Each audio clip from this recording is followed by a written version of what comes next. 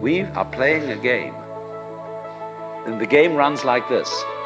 The only thing you really know is what you can put into words. Let's suppose I love some girl rapturously. And somebody says to me, "Would you really love her? Or how am I going to prove this?" Well, say, write poetry. Tell us all how much you love her, then we'll believe you. So if I'm an artist and I can put this into words and convince everybody that I've written the most ecstatic love letters ever written, they say, "All right, okay, we'll admit it, you really do love her."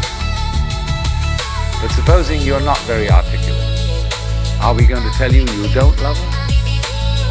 Surely not. You don't have to be Heloise and Abelard to be in love. So, the whole game that our culture is playing is that nothing really happens unless it's in the newspaper. So when we're at a party, and there's a great party, somebody said, "It's too bad there wasn't a tape recorder." And so our children begin to feel that they don't exist authentically unless they get their names in the papers. And the fastest way of getting your name in the papers is to commit a crime. And then you'll be photographed, then you'll appear in court, and everybody will notice you. It really happened if it was recorded. In other words, if you shout and it doesn't come back an echo, it didn't happen. Well, that's a real hang-up. It's true, there's fun with echoes. We all like singing in the bathtub because there's more resonance there. And when we play a musical instrument like a violin or a cello, it has a sounding box because that gives resonance to the sound. And in the same way, the cortex of the human brain enables us, when we are happy, to know that we're happy. And that gives a certain resonance to it. If you're happy and you don't know you're happy, there's nobody home. But this is the whole problem for us.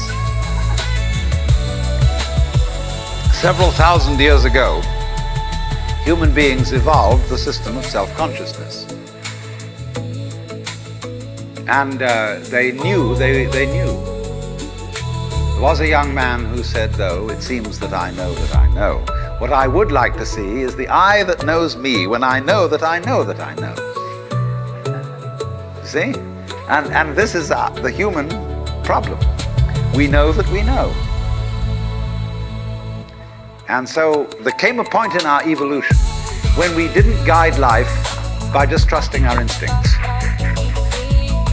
and had to think about it, and had to purposely arrange and discipline and push our lives around in accordance with foresight and words and systems of symbols, accountancy, calculation, and so on.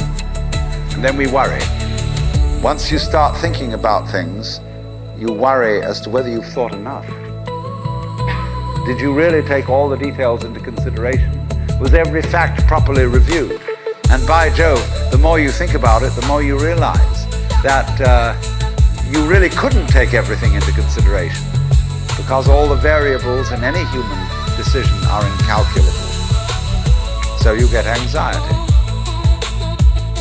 And this, though, also, this is the price you pay for knowing that you know, for being able to think about thinking, to feel about feeling.